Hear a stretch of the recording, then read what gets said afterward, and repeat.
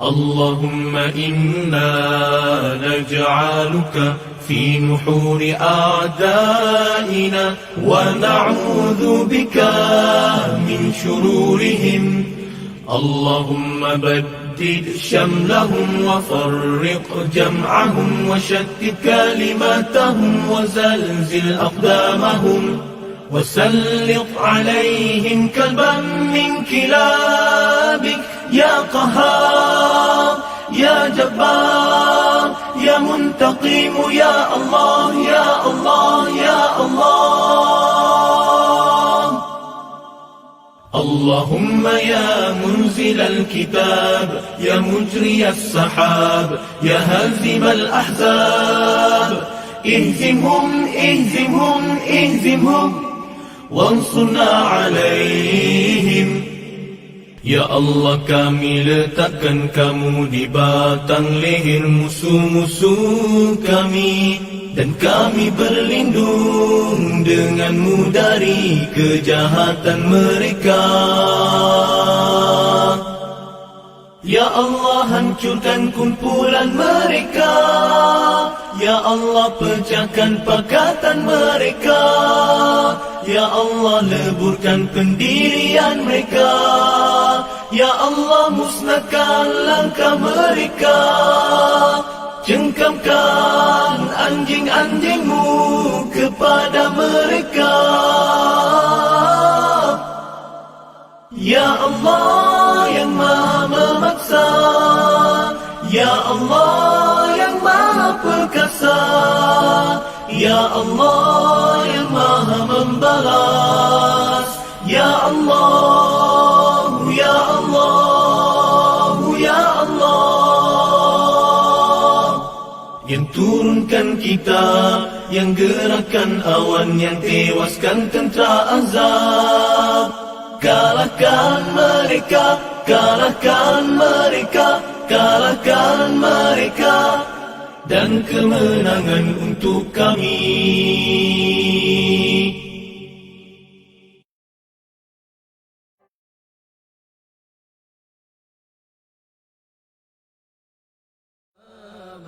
Astaghfirullah, innallah kana tawwaba. Astaghfirullah, innallah kana tawwaba. Astaghfirullah, innallah kana tawwaba. Astaghfirullah, innallah kana tawwaba. Astaghfirullah, innallah kana tawwaba. Astaghfirullah, innallah kana tawwaba. Astaghfirullah, innallah kana tawwaba. Astaghfirullah, innallah kana tawwaba. Astaghfirullah, innallah kana tawwaba. Astaghfirullah, innallah kana tawwaba. Astaghfirullah, innallah kana tawwaba. Astaghfirullah, innallah kana tawwaba. Astaghfirullah, innallah kana tawwaba. Astaghfirullah, innallah kana tawwaba. Astaghfirullah, innallah kana tawwaba. Astaghfirullah, innallah kana tawwaba. Astaghfirullah, innallah kana tawwaba. Astaghfirullah, innallah kana tawwaba. Astaghfirullah, innallah كان توابا أستغفر الله إن الله كان توابا أستغفر الله إن الله كان توابا أستغفر الله إن الله كان توابا أستغفر الله إن الله كان توابا أستغفر الله إن الله كان توابا أستغفر الله إن الله كان توابا أستغفر الله إن الله كان توابا أستغفر الله إن الله كان توابا أستغفر الله إن الله كان توابا أستغفر الله إن الله كان توابا أستغفر الله إن الله كان توابا أستغفر الله إن الله كان توابا أستغفر الله إن الله كان توابا أستغفر الله إن الله كان توابا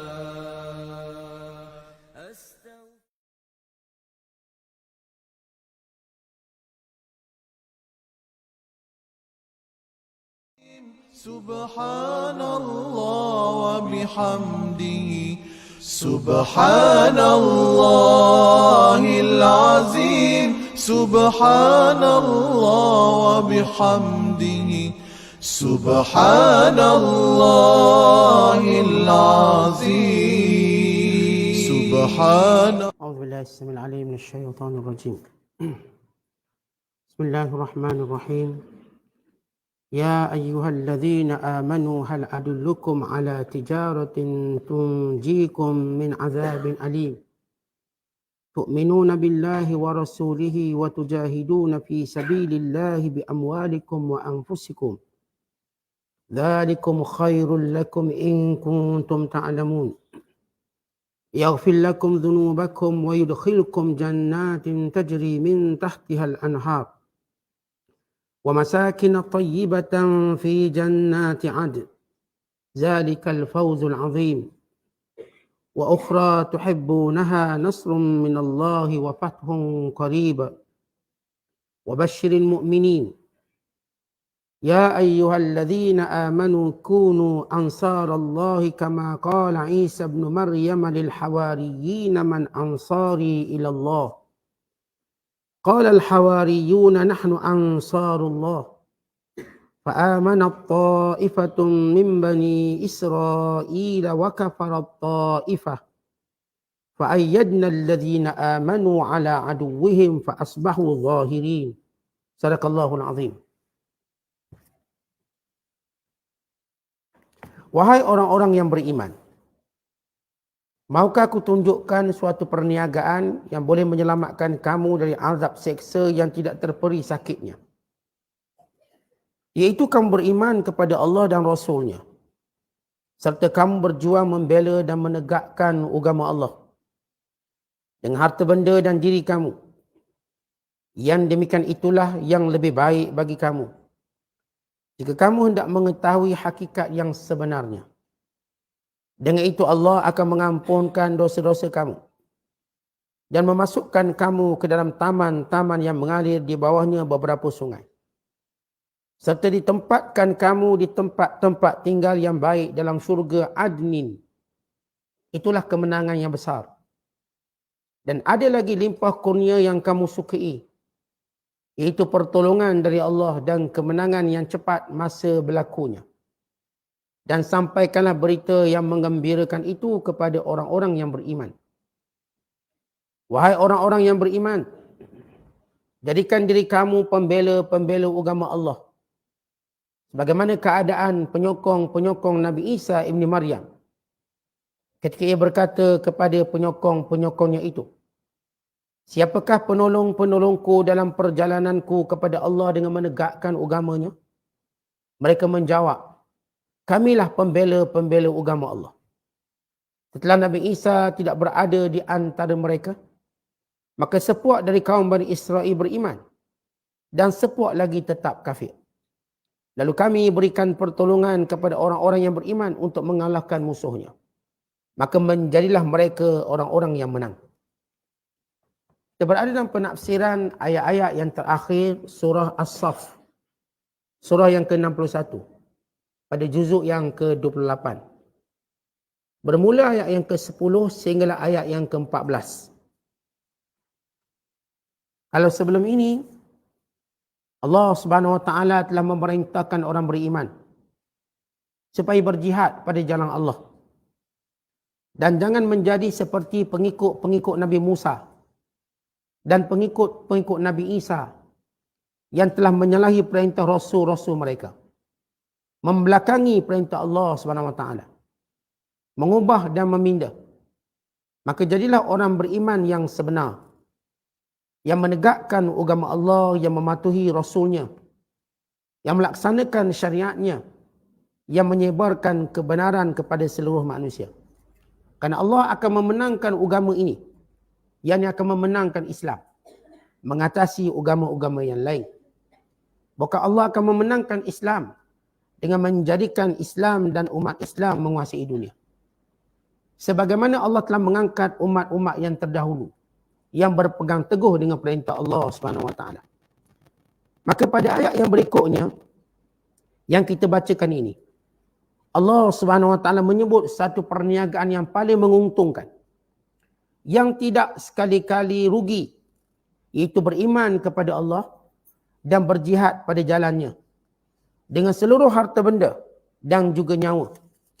Kemudian Allah Ta'ala memerintahkan orang-orang yang beriman. Supaya menjadi pembantu-pembantu agama Allah. Dengan menegakkannya dan menyebarkannya. Sebagaimana Allah ceritakan tentang golongan Hawariyun. Golongan yang membantu Nabi Isa AS. Dalam menyebarkan agama Islam.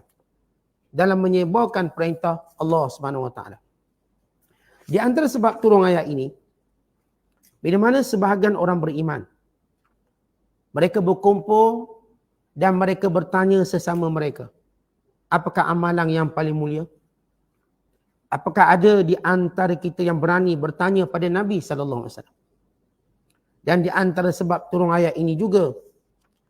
Bila mana seorang sahabat Nabi SAW. Yang bernama Utsman bin Maz'un. Radhiyallahu ta'ala anhu. Utsman bin Maz'un. Ketika mana dia datang menemui Nabi SAW. Lalu berkata, Ya Rasulullah, kalau engkau izinkan aku menceraikan isteriku Khawlah. Dan aku ingin beribadat sepenuh masa. Dan aku ingin membuang nafsuku. Nak kasih. Atau disebut khusi. Ataupun khasi. Nak buang nafsu biar tak ada nafsu. Dan aku tidak akan makan daging. Dan aku tidak akan tidur malam. Aku tidak akan berbuka puasa sepanjang siang. Artinya setiap hari aku nak puasa. Lalu kata Nabi SAW kepada Utsman bin Maz'un, di antara sunnahku ialah berkahwin. Tidak ada hidup kepadrian dalam Islam. Sesungguhnya kepadrian itu, yakni kalau kamu nak sepenuh masa beribadat sebagaimana padri yang cuba untuk duduk di gereja sepenuh masa beribadat, maka caranya dalam Islam ialah kamu berjuang pada jalan Allah. Kalau kamu betul-betul nak dapat pahala sepanjang masa, sebagaimana padri yang duduk dalam gereja tu, cara mereka nak ibadat sepenuh masa, umatku caranya ialah berjihad sepanjang masa. Maka sentiasa dapat pahala. Dan cara umatku untuk membuang nafsu ialah dengan cara berpuasa. Bukan dengan cara kasih atau dengan cara membuang nafsu, dengan membuang kemaluannya. Tetapi cara puasa. Dan jangan mengharamkan apa yang telah Allah halalkan kepada kamu. Makanlah. Tak boleh kata daging saya tak nak makan, tu saya tak nak makan. atas asas untuk pahala ibadat. Kalau tak makan sebab bahaya penyakit itu lain. Kita tak nak makan benda-benda ini yang Allah telah halalkan, tujuannya mendekatkan diri pada Allah. Salah. Bila mana Allah dah halalkan, maka halal. Tiada makanan yang digunakan untuk mendekatkan diri pada Allah. Bila mana Allah sudah halalkannya. Kemudian kata Nabi SAW pada Uthman bin Maz'un, dan di antara sunnahku ialah aku tidur, aku bangun. Aku berpuasa, aku berbuka. Yang ada hari aku tak puasa. Bukan setiap hari puasa. Ada hari puasa, ada hari aku buka. Ada hari aku puasa separuh hari je. Kemudian aku berbuka. Ada hari aku tidur, aku bangun malam dan aku tidur. Sesiapa yang benci kepada sunnahku, maka dia bukanlah di kalangan umatku. Lalu kata Uthman bin Maz'un, wallahi demi Allah, lawadittu ya Nabi Allah, aku amat inginkan wahai Nabi Allah, ayut tijarat ahabbu ilallah fa'attajiru fiha. Kalau begitu tunjukkan kepadaku perniagaan yang paling untung sekali. Aku nak berniaga dengan Tuhan. Maka turun ayat ini. Ya ayyuhalladzina amanu. Hal adullukum ala tijarah. Wahai orang yang beriman, maukah aku tunjukkan kamu satu perniagaan. Uthman bin Maz'un, sahabat Rasulullah yang mulia, yang meninggal tahun ketiga Hijrah. Dan sahabat yang pertama yang dikebumikan di perkuburan Baqi' di kalangan muhajirin. Dan beliau ialah orang yang ke-15 memeluk Islam. Bersama dengan isterinya yang bernama Khawlah binti Hakim. Di mana Khawlah binti Hakim yang dikenali juga sebagai Ummul Ala, yang sama-sama berhijrah ke Habasyah. Kemudian berhijrah ke Madinah. Di mana Uthman bin Maz'un dia ada beberapa adik-beradik yang memeluk Islam. Antaranya lah Zainab bin Maz'un, binti Maz'un. Zainab binti Maz'un ialah ibu kepada Abdullah bin Umar dan Hafsah bin Umar, yang isteri pada Umar Al-Khattab. Artinya Uthman bin Maz'un ini dia abang ipar pada Umar Al-Khattab. Secara hubungan dengan Umar Al-Khattab. Anak Umar Al-Khattab yang bernama Abdullah bin Umar dan Hafsah binti Umar ialah anak saudara dia. Melalui adiknya bernama Zainab binti Maz'un. Uthman bin Maz'un seorang sahabat yang suka ibadat dan kuat beribadat. Dia sentiasa mencari bagaimana cara nak buat ibadat lebih banyak pada orang lain. Bahkan dia kata Rasulullah SAW tak apa. Nabi kalau buat ibadat sikit pun, Allah telah ampunkan dosa. Allah telah angkatkan darjat. Aku ni siapa sangat? Maka Rasulullah menegur Uthman bin Maz'un. Apa pun ibadat nak buat sekuat mana pun kena ikut Rasulullah SAW. Tak ada cara yang paling mulia selain daripada cara yang ditinggalkan oleh baginda SAW. Kerana Uthman bin Maz'un, dia mula nak puasa tak akan buka-buka. Setiap hari nak puasa. Bahkan sampai peringkat dia nak ceraikan isteri dia. Sebab isteri ni ganggu ibadat bagi dia. Dia nak sepenuh masa. Kalau dia beristeri, dia ada komitmen untuk cari nafkah, komitmen untuk masa dengan isteri. Walau kesemua itu juga pahala. Mencari nafkah untuk isteri sama seperti berperang pada jalan Allah. Seperti dalam hadis yang sahih.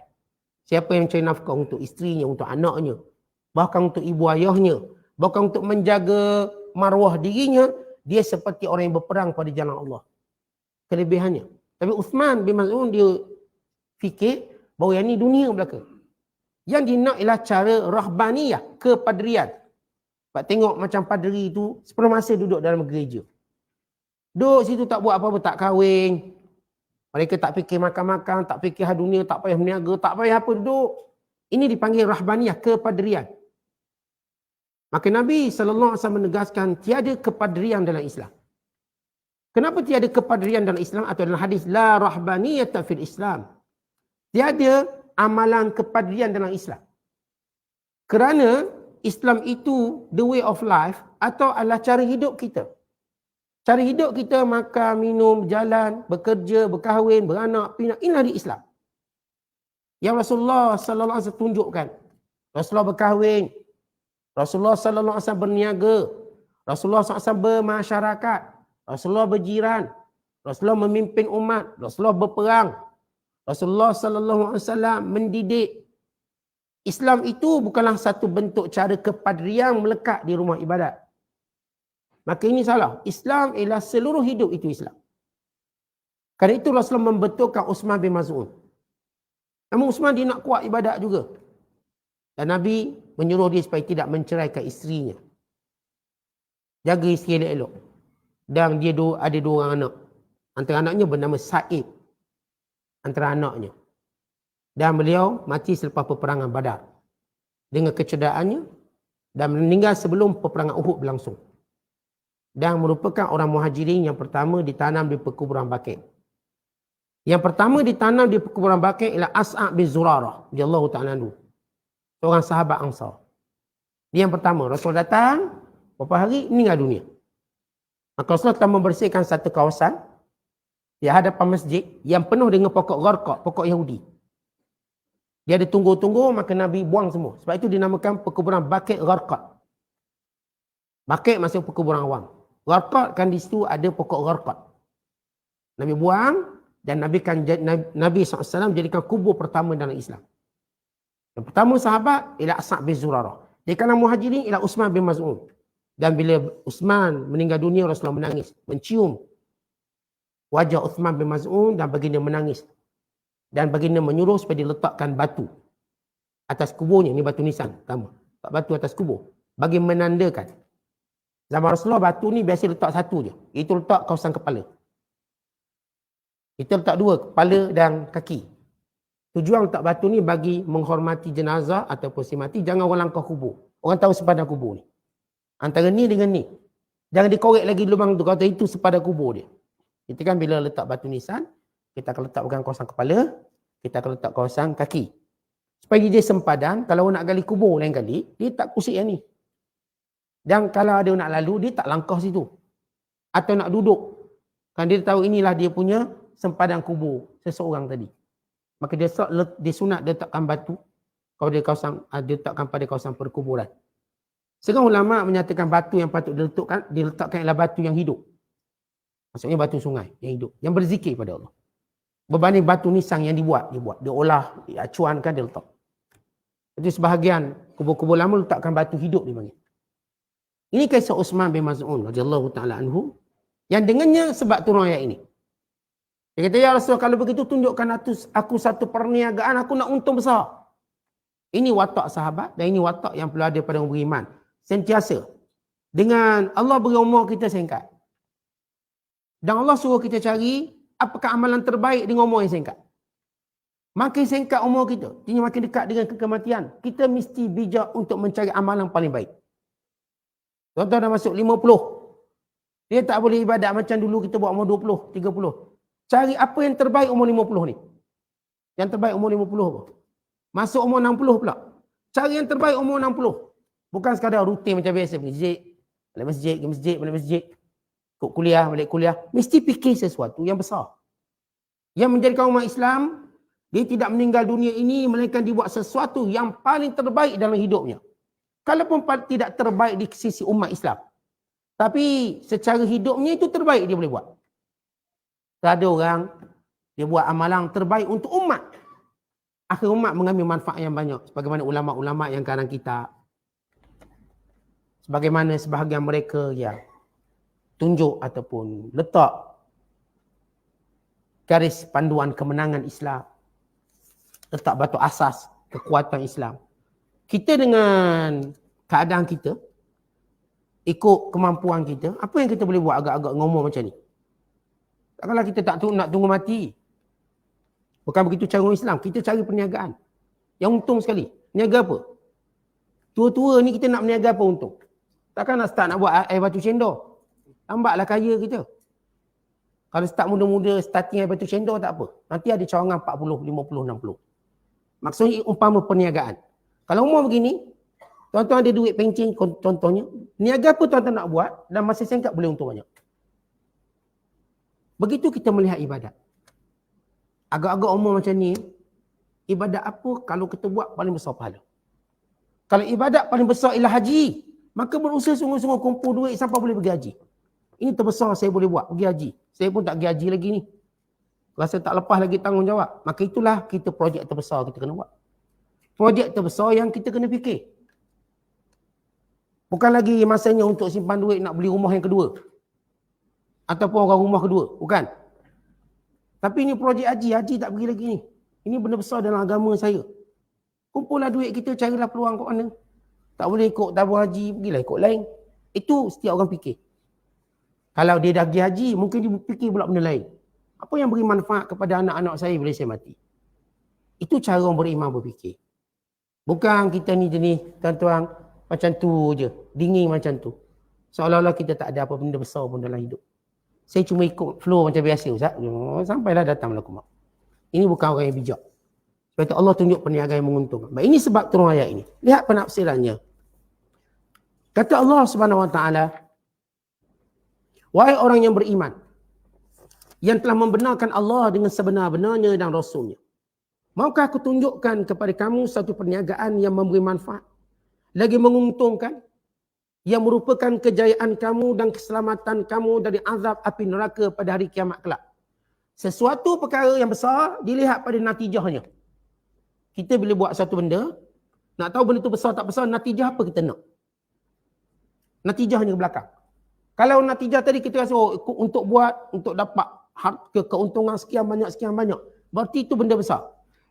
Dan natijah perniagaan yang kita nak buat ini ialah kita berjaya akhirat kelak dan selamat daripada azab api neraka. Itu benda besar sekali dalam hidup.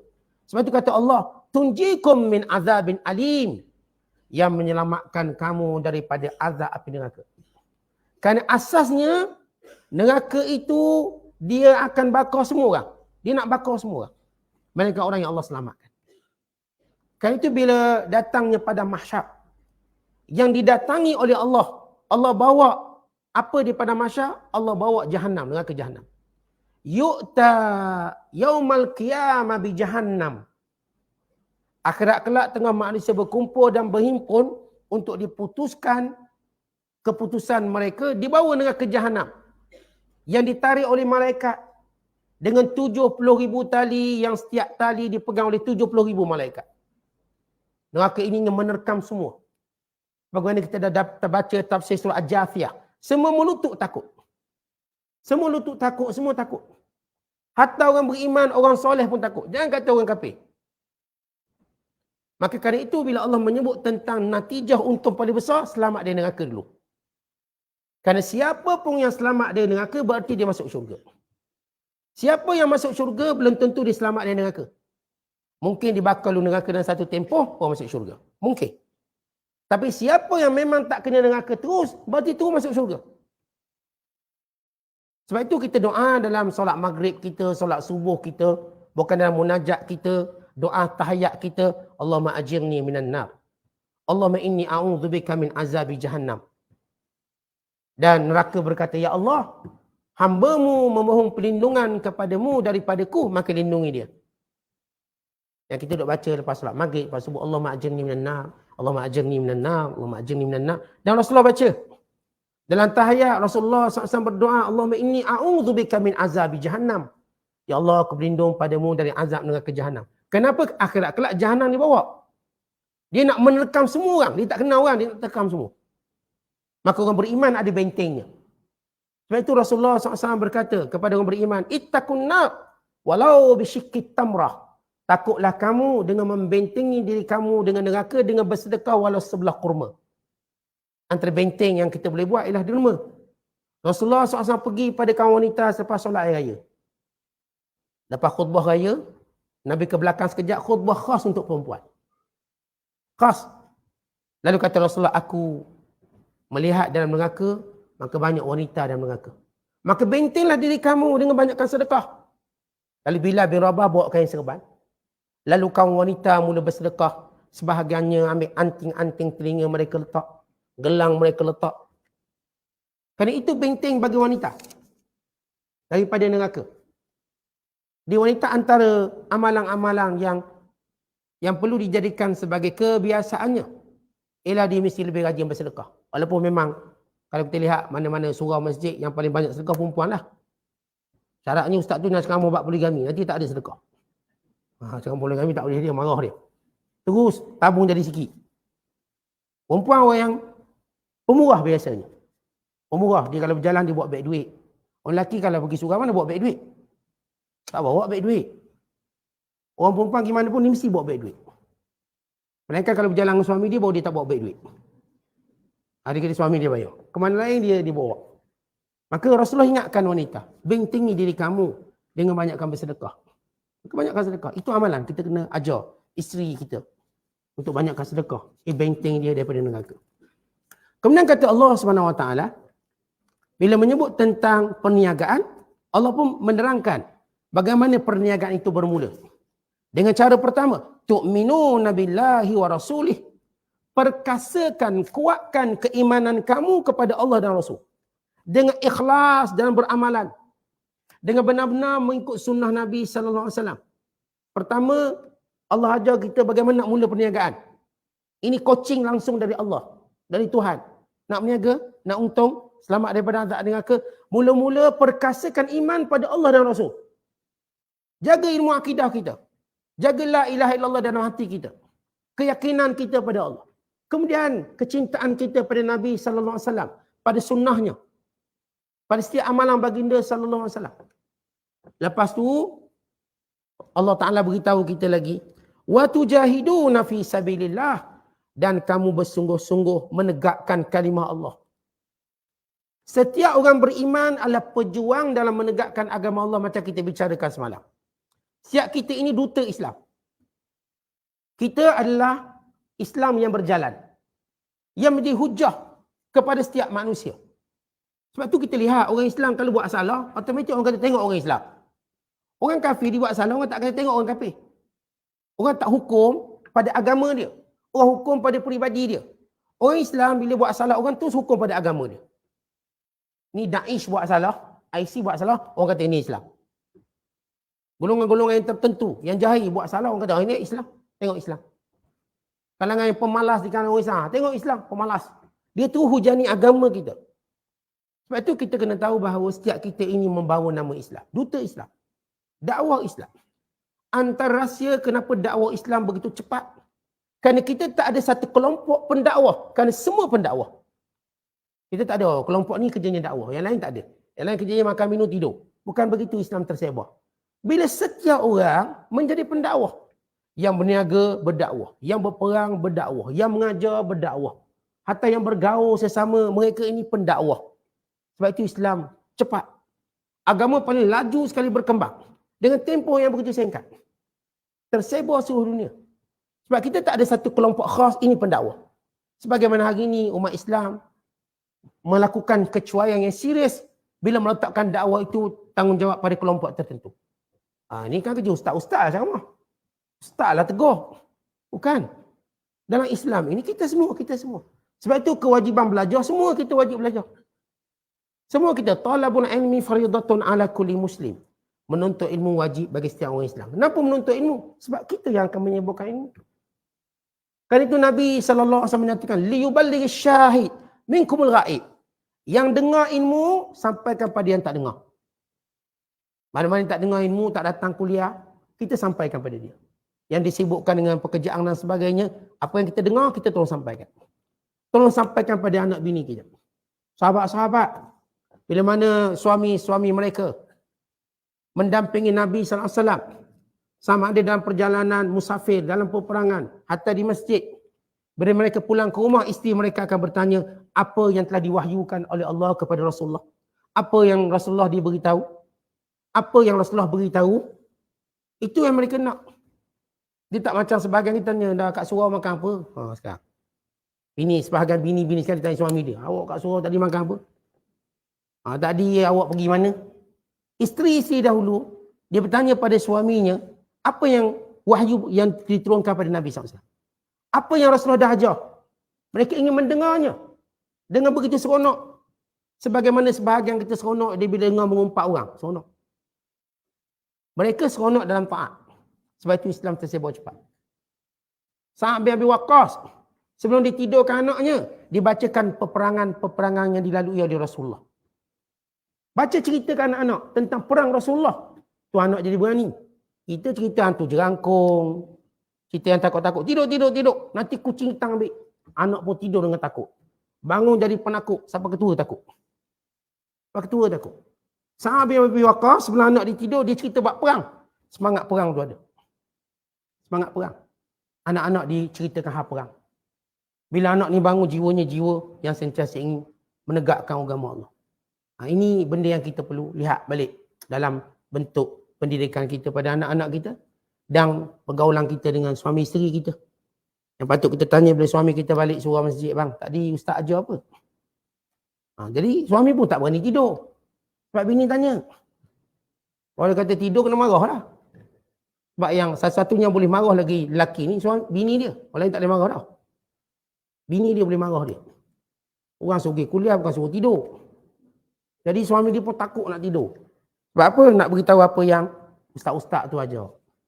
Itu manfaat yang kita dapat. Kemudian kata Allah Subhanahu Wa Taala, "Dzalikum khairul lakum in kuntum ta'lamun."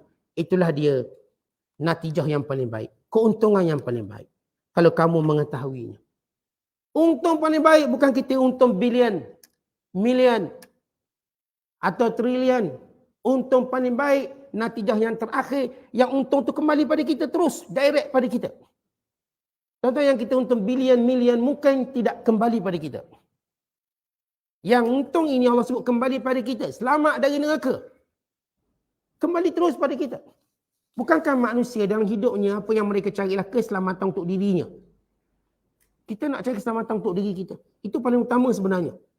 Walau zahir kita nampak macam duk backup anak bini dan sebagainya. Realiti hakikat sebenarnya kita nak selamat. Maka Allah beritahu, ini keuntungan yang paling utama yang paling kamu perlu lihat. Dzalikum khairul lakum in kuntum ta'lamun. Ini paling baik kalau kamu tahu. Ini dia untung sebenar. Bukan untung kekayaan dunia kemudian kita tinggalkan bila mati. Tetapi untungnya kamu selamat daripada azab Allah akhirat kelak. Kemudian Allah Ta'ala menyatakan, yaghfir lakum dzunubakum. Allah akan ampunkan dosa kamu. Wa yudkhilkum, dan Allah masukkan kamu jannatin tajri, syurga-syurga yang mengalir. Min tahtihal anhar, berbagai sungai-sungai. Kita dah baca dalam surah yang lain, Allah menyebut tentang 4 sungai dalam syurga. Sungai susunya, sungai madunya, sungai araknya, sungai air yang paling nyaman. Sungai-sungai yang mengalir kepada setiap syurga yang didiami oleh orang beriman. Wa masakin thayyibatin. Perkataan masakin yang istana-istana yang indah. Semua di syurga bukan duduk dalam gubuk rumah, bukan duduk dalam istana. Kerana semua akan diperlakukan lebih hebat daripada raja yang paling kaya di dunia dengan asyaratu adha'af, puluhan kali ganda. Orang yang terakhir masuk syurga. Lalu Allah Ta'ala berfirman kepadanya, maukah aku berikan kepada kamu dengan kenikmatan 10 kali ganda raja yang paling berkuasa dalam dunia. Contoh kalau kita bayangkan atas sejarah dunia ni, raja paling berkuasa atas dunia. Lalu kita pun ingat paling berkuasa Sulaiman AS. Paling kaya sekali Sulaiman AS. Walaupun majalah Forbes tak nak masukkan dia.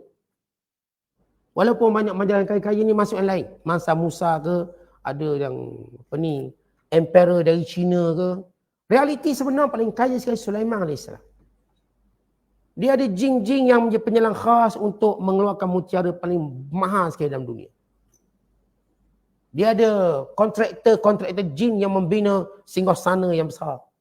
Istana yang hebat yang mengagumkan Malikah Sabak ataupun Balqis. Istana yang hebat.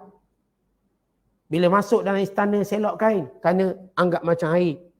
Di bawahnya ikan yang bergerak. Cukup indah, hebat, paling kaya. Dengan permaidani terbangnya. Angin yang membawa permaidani terbang dengan singgahsananya. Bergerak sebulan perjalanan dengan 1 detik. Dengan 1 lahzah, 1 ketika. Maksudnya untuk sebulan, kejap sampai.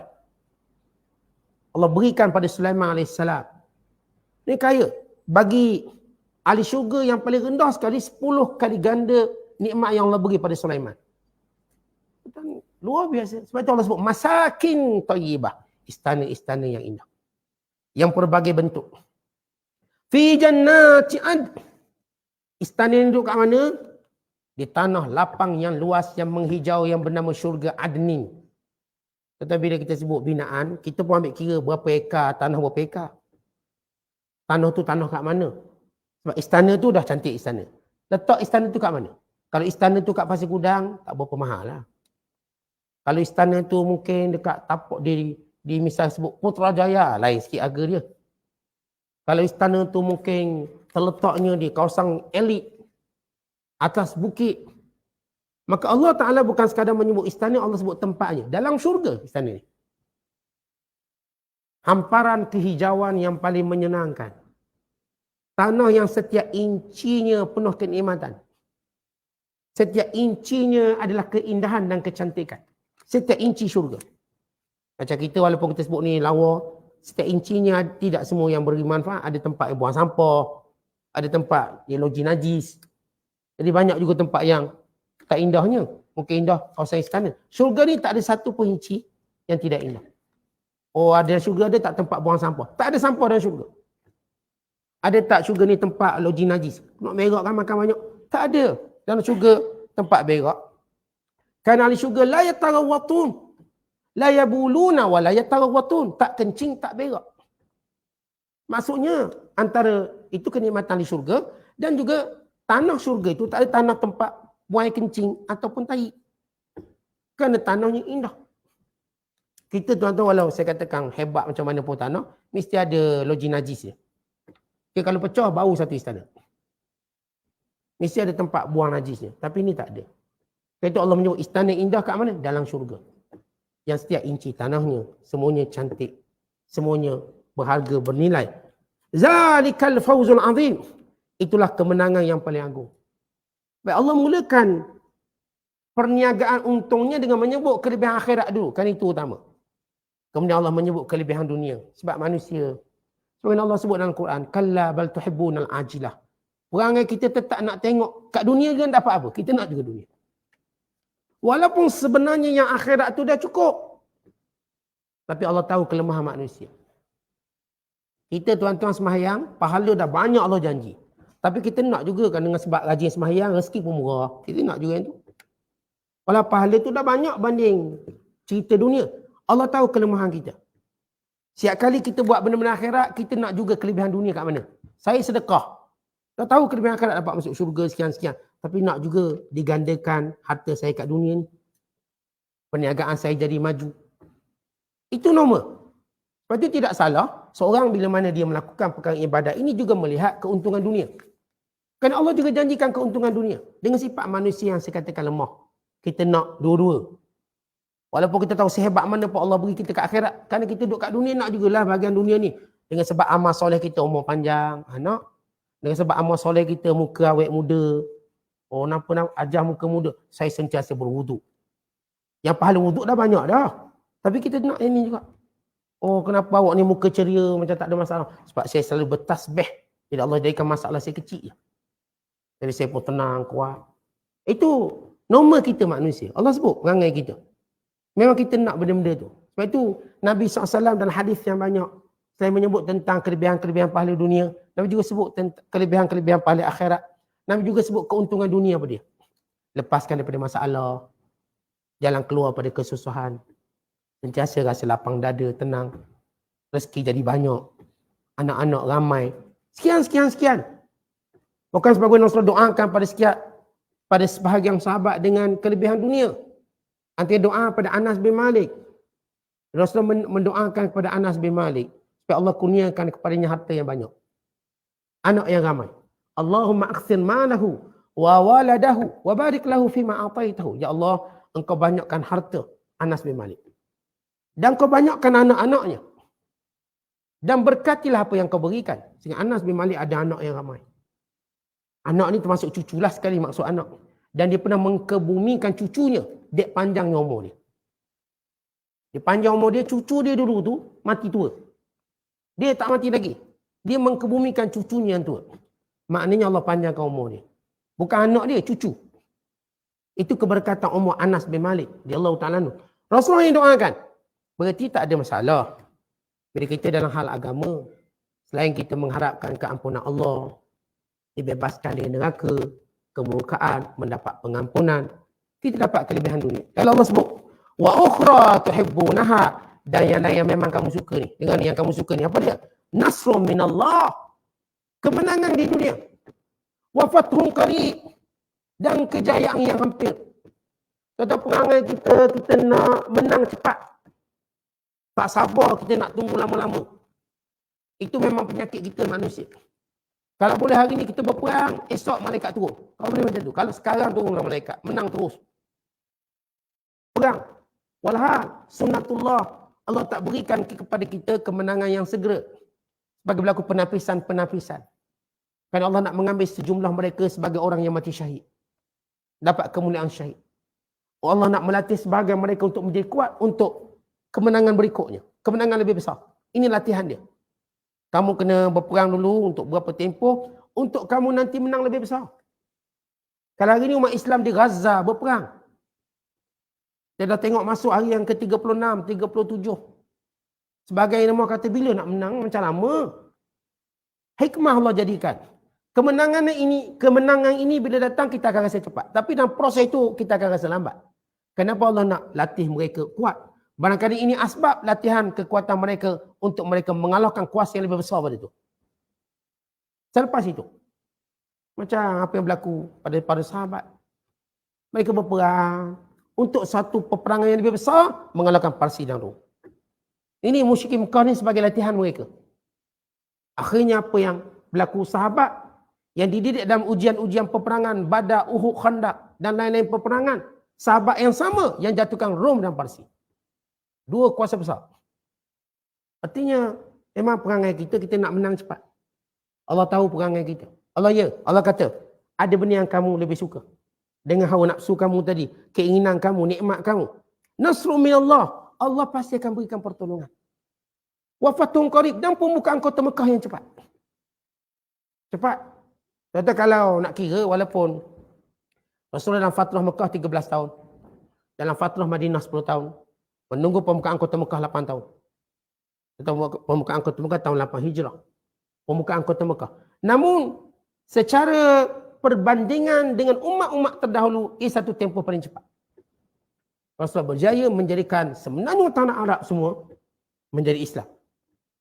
Satu tempoh yang cepat. Dalam tempoh 23 tahun saja keseluruhan. Tempoh yang cepat. Allah berikan. Dan perkara yang sama Allah janjikan pada setiap orang yang mengikut minwal atau mengikut manhaj jalan yang ditinggalkan oleh Nabi SAW. Kemudian kata Allah, وَبَشِّرِ الْمُؤْمِنِينَ, berilah kabar gembira kepada orang yang beriman bahawa mereka akan pasti mendapat kemenangan yang cepat di dunia dan juga akan mendapat kejayaan di hari akhirat kelak.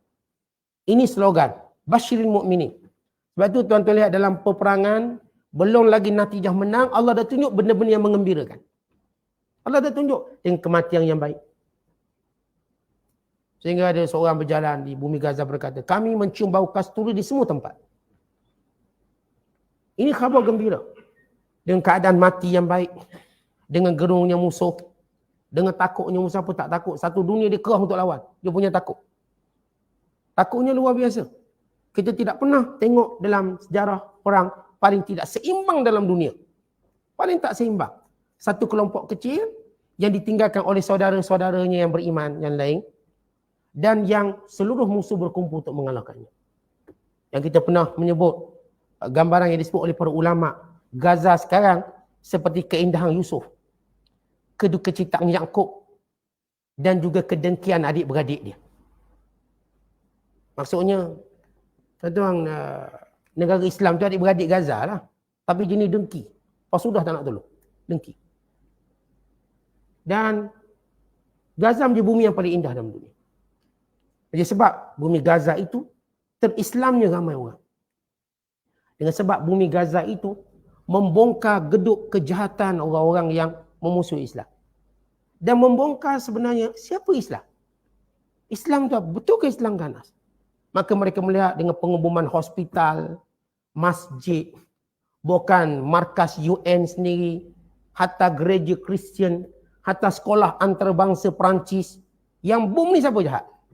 Yang selama ni mereka tuduh orang Islam yang bom gereja, bom tu. Hari ni terbukti siapa paling jahat. Allah tunjuk.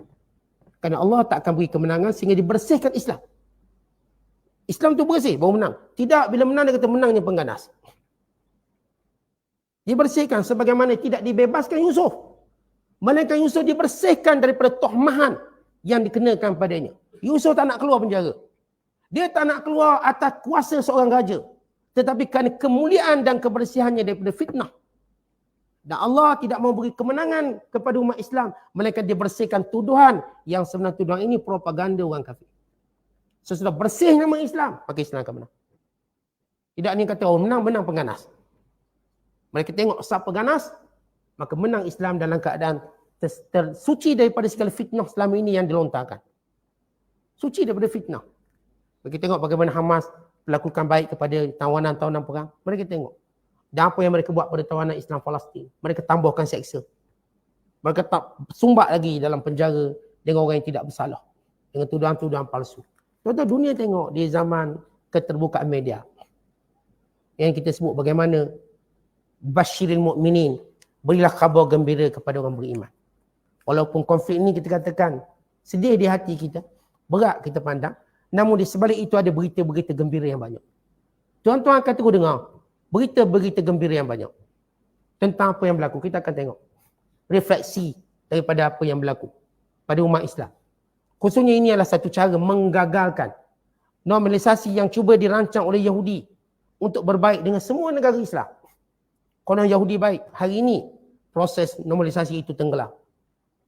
Dan satu kajian yang dibuat oleh CNN melihat grassroots ataupun seluruh masyarakat Arab sudah hilang kepercayaan kepada baik Amerika ataupun Yahudi. Akhirnya pemimpin-pemimpin Arab yang nak buat normalisasi dengan Yahudi semua gagal. Normalisasi hampir berlaku antara Saudi dengan Israel. Dah berlaku dengan Emirates. Dah berlaku dengan Oman. Dah berlaku dengan Bahrain. Dah berlaku dengan sebahagian besar negara Islam. Hatta mereka juga nak buat proses normalisasi dengan Malaysia. Tapi kunci yang utama ialah Saudi. Tempat di mana adanya Mekah dan bandar Nabi SAW. Tapi akhirnya normalisasi itu gagal. Mereka telah tunjuk watak jahat mereka sebenar.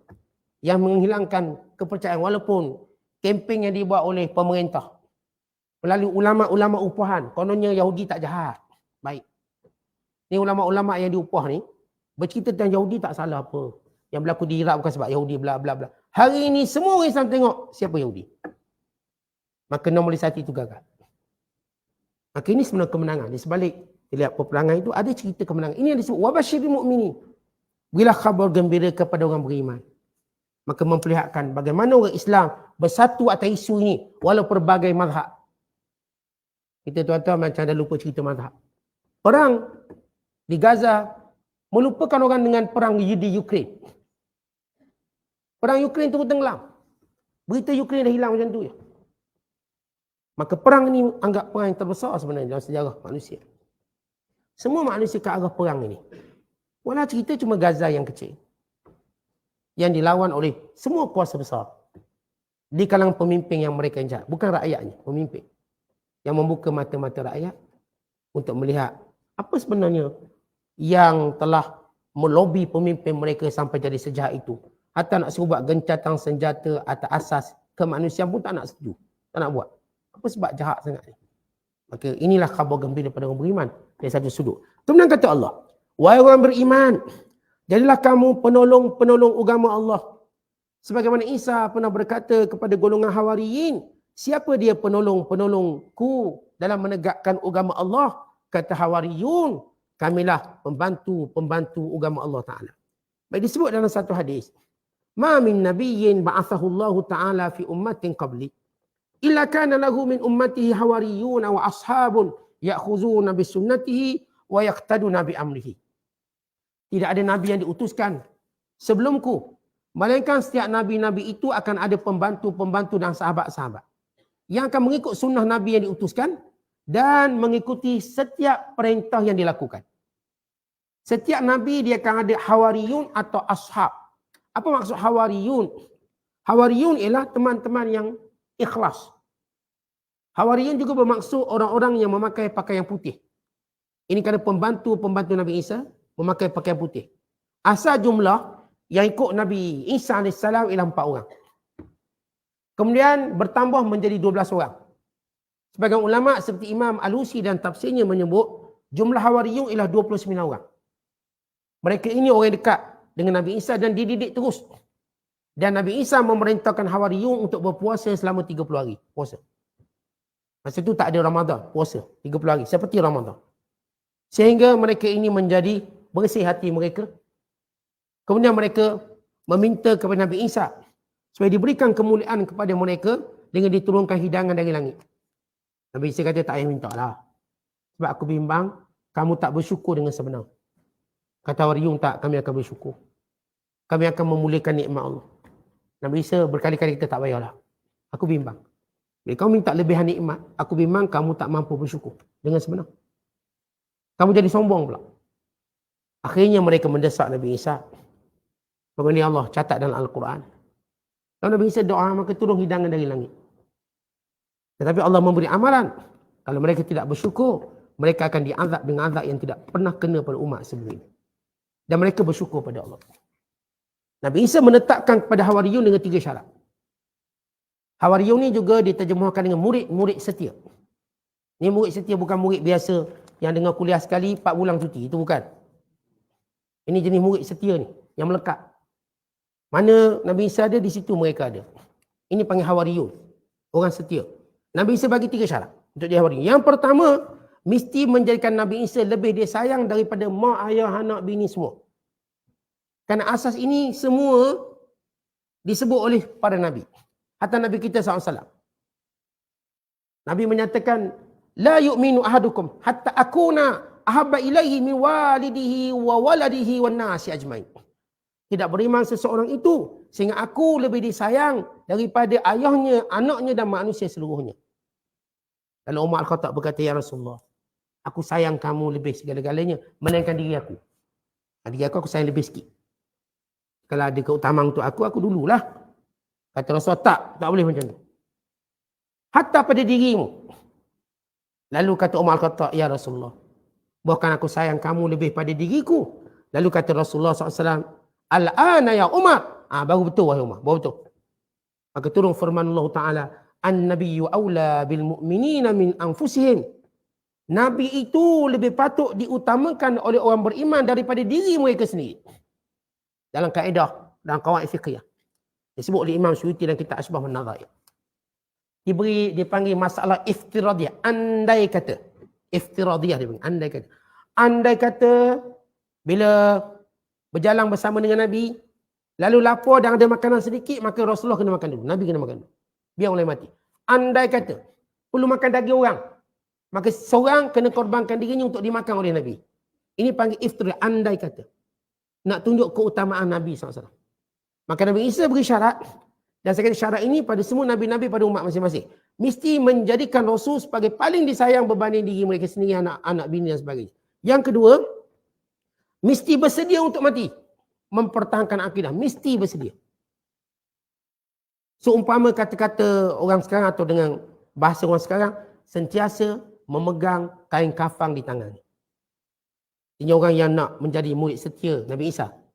Bukan pada semua Nabi-Nabi. Dia mesti bersedia mati pada jalan menegakkan agama. Mesti. Dan yang ketiga, dia mesti menanggung segala beban dakwah dan segala tribulasinya. Dan menanggung segala penyiksaannya demi mempertahankan dakwah. Artinya, nak jadi murid Nabi Isa AS, dia mesti tahan diuji. Dalam memikul beban dakwah ini. Kalau dia kena tangkap, kalau dia kena pukul, kalau dia kena belasah, kalau dia terpaksa tak tidur untuk menyampaikan dakwah, dia mesti melakukannya. Maka ini baru dipanggil Hawariyun. Dan ini syarat sahabat, ashab. Ini syarat bagi orang yang benar-benar nak jadi pembantu agama Allah. Mesti sayang Nabi lebih segala-galanya. Dan mesti sanggup mati pada jalan ini. Mesti. Dah bersedia dah nak mati. Yang ketiga, mesti bersedia memikul beban dakwah ini. Berapa pun harga beban dakwah ini kita akan bayar. Hatta dengan diri kita. Seluruh harta kita untuk dakwah ini. Sebagaimana yang dilakukan oleh Abu Bakar As-Siddiq. Habis harta untuk dakwah. Sehingga tak tinggal apa-apa. Lalu ayah Abu Bakar As-Siddiq ni buta. Buta. Lalu ditanya kepada Aisyah. Ayah kamu pergi hijrah tinggal apa? Aisyah dengan Asma pakat. Letak dalam tabung batu. Lepas tu goyang. Tunjuk banyak tinggal punya batu. Untuk mengelurkan atuk yang buta. Oh, kalau macam tu dia nak hijrah lama mana pun tak kisahlah, dia tinggal duit. Dia tak tinggalkan keluarganya dalam keadaan kosong. Bakal bawa semua harta. Untuk menjaga dakwah Nabi SAW. Sehingga Nabi menyatakan tidak ada harta yang paling bermanfaat untukku dan dakwah daripada harta Abu Bakar As-Siddiq. Semua orang lain aku yang berbudi padanya melainkan Abu Bakar. Dia berbudi pada aku dengan seluruh harta dia. Daripada mula dakwah sampailah kewafatan Nabi SAW. Abu Bakar menginfakkan seluruh hartanya untuk dakwah Nabi SAW. Semua, dia bawa duit khah. Untuk apa lagi keperluan dakwah Nabi? Sebut je. Dan waktu perang Tabuk, dia sedekahkan semua. Waktu ditanya apa yang kamu tinggalkan di rumahmu, untuk keluargamu, dia kata Allah dan Rasulnya. Ini Abu Bakar As-Siddiq. Ini tahap paling tertinggi Hawariyun. Paling tertinggi sahabat. Paling kuat iman. Sebagaimana kita sebut 3 syarat untuk jadi Hawariyun. Kemudian Allah Ta'ala menyatakan, yang membantu agama Allah ini, kata Allah, فَأَيَّدْنَا الَّذِينَ آمَنُوا عَلَىٰ عَدُوِّهِمْ فَأَصْبَحُوا ظَاهِرِينَ. Lalu kami memberi kemenangan kepada Hawariyun yang benar-benar berpegang dengan agama Allah atas musuh-musuh mereka. Sehingga mereka mengatasinya. Maka ini janji Allah. Allah kata orang beriman, adalah kamu pembantu agama Allah macam Hawariyun. Macam Hawariyun yang membantu agama Allah. Sehingga Allah berikan kemenangan pada mereka. Dan Allah akan beri kemenangan kepada setiap orang menjadi ansarullah. Setiap zaman. Untuk mengatasi setiap musuh-musuh mereka. Sebab itu umat Islam nak menang, biar betul niatnya untuk apa? Untuk angkat agama Allah. Kalau nak menang atas kapasiti dunia, kita tak boleh menang.